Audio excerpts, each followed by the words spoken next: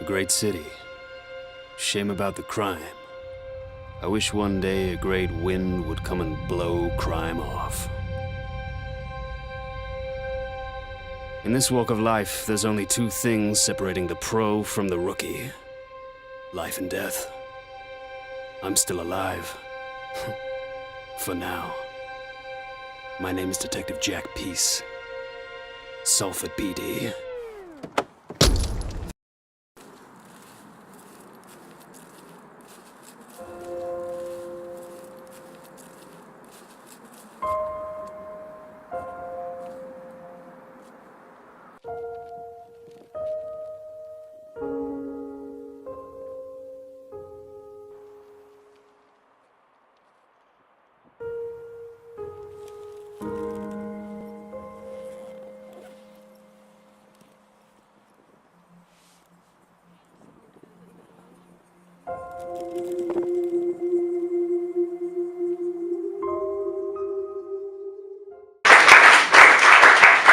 Could I get Harry Sheriff and Vanessa Roth, please?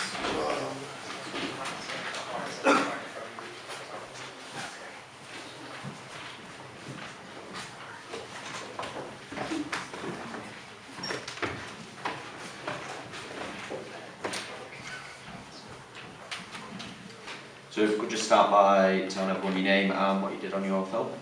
Yeah, I'm Harry Sheriff. I co-wrote with James Harkness and I directed Jack Peace. Awesome. And then yourself? I'm Vanessa Roth and I wrote Dear Mom. Awesome. So if we start with Jack Peace, it was funny, I'll give you that. But comedy is something that it can be really hard to sort of make funny to a wide audience. Everyone's sense of humour is different. Was it difficult getting the script to a stage where you felt it was going to be funny? Did you have to get a lot of people to read it first and tell you what they thought of it, or did you just go for it and hope for the best? No, well, this short is actually one of 12 this year. So I had a crazy idea this year where I was like, you know what, I'm going to make a short film every month. So that's number 7. And I had this idea of a detective just subverting the detective genre of, like, you know, normally a detective's like a smooth, slick guy. So I had the idea for a while, and then I met James, and he already sort of had a character that he was doing on Vine called Detective John Latte, which I watched a couple of his Vines and they were just like hilarious. And yeah, maybe we should have just kept with John Latte. And then I was like, well, I've got this character called Jack Peace, and then we got talking, and we wrote it very quickly and shot it even quicker. Yeah, it turned out well. Although it screened the other week and it went down well tonight. The other week there was only a couple of laughs, so it was a bit like people didn't get Jack Peace, so, which is alright. So if you're making a short every month for a year, have you written all the ideas at the start of the year, or are you just approaching it one by one? Yeah, God no, not all 12 before. I had like the first 2 or 3, and then just like had a deadline every month of like, oh, we've got to write something.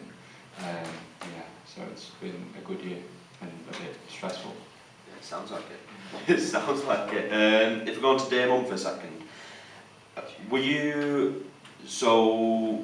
it like a student project? Did you want to make it just for yourself, or? Yeah, no, it was my graduate film actually, Oh, right. so yeah, student film. Were you given the topic already, or did you literally have free reign over what you made? No, we just had free reign over it basically. They just said you can make anything you want. There wasn't really like anything we had to go by. They just said just make whatever interests you. So. From that point then, was it a topic you'd always wanted to sort of do something about? Was it something close to home? Where did the idea come from? I just thought it's something interesting and it's not usually kind of portrayed in film like that. Because there's always a lot of adoption, especially with like mixed races of people and stuff like that, and I thought it would be interesting to explore. One of my best friends is actually adopted as well, so we kind of spoke about it just to get like the real emotion and just the real story basically. So it was kind of loosely based along that, but also just adding some like drama to it as well. I think one of the fears a lot of filmmakers get when they're making a topic that's quite specific, like adoption, is that people that have actually been in that situation might not take well to it. So obviously you said you had a friend that was adopting, you spoke to them. Did you speak to anyone else, or did you screen it to anyone else first to find out how they felt about it, or? Not really. I just kind of spoke to my friend about it and just said, just give me your truthful opinion of it, because I don't want to kind of portray something that's not true or anything like that. But I mean, she really enjoyed the film. She said, yeah, she thinks that the emotion was quite on point for the kind of scenario that it was. But I guess everyone takes it differently, so.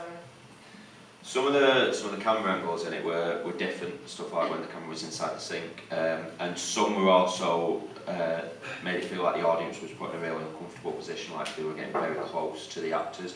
Was that intentional? Was that something you thought of on the day when you were shooting, or was that something you wanted to do from the start? Yeah, we did want to kind of experiment with different things, because I went to arts university as well. They kind of put emphasis on artist films and stuff like that. But I did want to do something a bit more different. So because I kind of like that uncomfortable feeling, because I kind of wanted the audience to feel uncomfortable with the character as well. So sometimes I would go a bit maybe too close for comfort and stuff. Have we got any questions from anyone in the audience at all? Yeah. The question is to Dear Mom, like, you know that part when you were in the cemetery and you had that little jib shot over there, was that like from a drone, or did you actually have like a crane there or something? Oh, no, we didn't have drones. But, we did use a crane though for that shot. Also, where did you get the crane from? Uni supplied that for us. But yeah, good old MMU. Yeah, go for it. I've got a question for both filmmakers. Have you got any plans for the films you've made now? Are you going to place them to any of the festivals, or are you going to use them for anything else? With Dear Mum, I have put it in a few other festivals just to see what happens really. But yeah. Jack Peace is screening next week at Liverpool Film Night, which is pretty cool. I didn't really make these films to go into festivals actually. I just thought they were just like little sketches, because there's so many this year. Just like put them up online and get some comments, hopefully some feedback. Going back to it at the end, at the end of the credits, it did say something about coming 2017. Was that for the comedy aspect again, or is it genuinely something you're going to do next year? No, yeah. Hopefully we're going to get some funding in, so I'm just doing the application at the moment, and yeah, we're going to make. I like refer to it as like a demo tape. It's like a rough little demo tape of a longer film. So I want to make sort of a 15-minute version, hopefully next year. So. Have we got any more questions at all? Yeah. Yeah, with Dear Mum, the scene where she's expecting to meet her mum, there's some great use of sound design in there. It really builds up the feeling and the sort of the emotion. Well, did you go into shooting that shot with an idea of the sound design in mind, or did you sort of hash that together in post afterwards and sort of figure it out, or did you go in with like a set idea of how you wanted to film it to complement the sound that you were going to use? I did always go in with a set idea that I didn't want that scene to be more heightened anyway, but I didn't know kind of what exactly that I wanted until we kind of shot it and we were editing it and we could just see the film as it was. I think that's when we thought, right, let's put some kind of more unnerving sound effects involved. But it was a thought that was always there, but it was more afterwards when we visually kind of saw everything like coming together. Is when we kind of put more sound in place for that. Any more questions, Tom? Yeah. I've got a question for both of you. For Dear Mum, I was going to ask, the performances were some really fantastic performances. Where did you find your actors for that? And also, for you, the rhythm of the comedy writing was so strong, and you've got such a great rational thing. How do you get into that rhythm when you're writing that sort of comedy? Did it come naturally to you, or was it something you had to kind of work on? To be honest, it was sort of. James had done these sort of YouTube videos that he'd put on private and he'd sent me them, and it was basically just him in his kitchen doing Jack Peace with this silly with the dialogue where he's on the rooftop. And I had a scene already, which was the one in the car, because I just loved the idea of a guy pretending to be a detective in someone else's car. And then just sort of scrambled it together and threw it together. I didn't really. I actually did a screenwriting degree, so obviously when you do a screenwriting degree, everything's hammered into you with like, you know, first act, blah blah blah, all the like technical stuff. And then since graduated, I do the total opposite. So we just sort of threw it together, and I used his dialogue and then a couple of scenes that I liked, and so it wasn't. And like you say, I don't think we even rewrote the script. It was just we rewrote it, and then what made me really happy tonight was my like favourite moment got probably the biggest laugh, which is when the car drives away and he sort of goes like longing way, goes to touch the car, and he just made that up on the spot, and it's like my favourite moment. Sorry, what was that question again? I was asking where you found your actors. Oh yeah, so with my actors, I kind of found them from Casting Call Pro, but as well, I actually knew a couple of them before previously, so like Devanio, the main character Jordan, and Garcia Brown as well, Jasmine, so I knew them before, but then as well, at the end, when you see the birth mom, that's actually my mum. So I couldn't find anyone like in the whole of Manchester to play like the birth mom. And then my mum came down and I was just like, well, please help me. And she was like, I don't do acting. Like, she's got a really strong African accent as well. So she was like, please, like, let there be no like vocals in this. So I was like, oh yeah, you don't need to say anything, just look really sad. So yeah, she really came through in the end though. So really good actress. I was like, God, where did you learn all that? But no, it was good. Played together.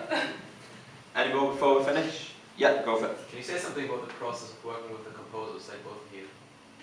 Yeah, well, with me, I just found this really great composer on YouTube, Paul Collier, and like most of his stuff was non-copyright, so the soundtrack that I use, I thought it fit really well with my film, so it just kind of worked well with that really, but I didn't get anything specially made or anything like that. So I think it was a no copyright website, which I'll remember later, or I'll text James because James found it. And then we literally just put songs over it, and whatever made us laugh, we were like, yeah, that's the one. So we had a lot of fun with obviously with the paper and trying to time that out. But yeah, whatever made us laugh in the moment, really. You've still got a question, Wood? Go for it. This is a question for Mr. Sheriff. Can you give us a little taste of the next case for Detective Jack Peace? Thanks for that, Ethan. Stitching me up. There's loads of ideas, but the one that we were sort of stuck on was this is terrible.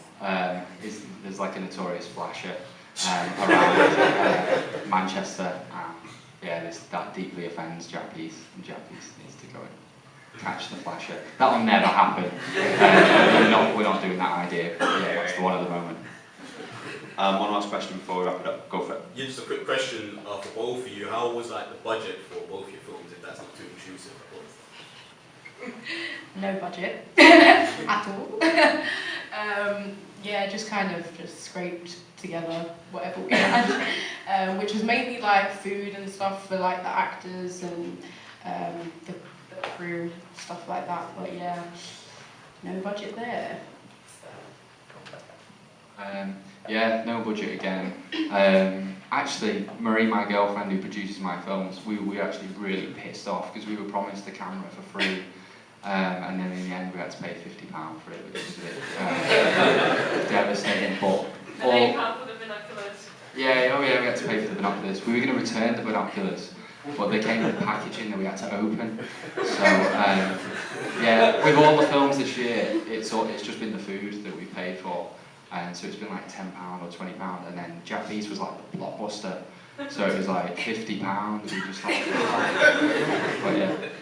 And before we wrap it up, obviously we know you've got a couple more films coming up for the end of until the end of the year, and then you may be thinking of making Jack Peace next year. Have you got anything else other than that? And then have you got anything coming up as well? Yeah, so hopefully 15-minute Jack Peace, and then I'm going to do a web series next year. Like I really want to do a sort of a 6-part web show that I'm just going to put online, so I want to do that. And then major plug, I've got a Facebook page that's /Harry JJ Sheriff, so I think I've got a new short film, hopefully online tomorrow, and yeah, you can keep up to date with the films there. Yeah, well, I think I'm going to release soon. I haven't decided a proper date yet, but I've got a new drama film coming out starring my sister. It's called Half of Me. So that will be out soon. And I've just been working on like some music video projects and stuff like that, so they should be kind of in the pipeline for next year. But yeah, you can check out my work at www.nessaro.com. So yeah. Brilliant, thank you. Thank you for bringing your films. The one was really funny, and then the other was also thought-provoking. We're going to have a little interval, so if you want to grab a drink, if you want to network at all, there are other filmmakers here that you can talk to, maybe start collaborating on projects. Jack Peace is probably going to need some crew later next year. We're going to get involved with that. But yeah, we'll be back in about 20 minutes, guys. Thank you.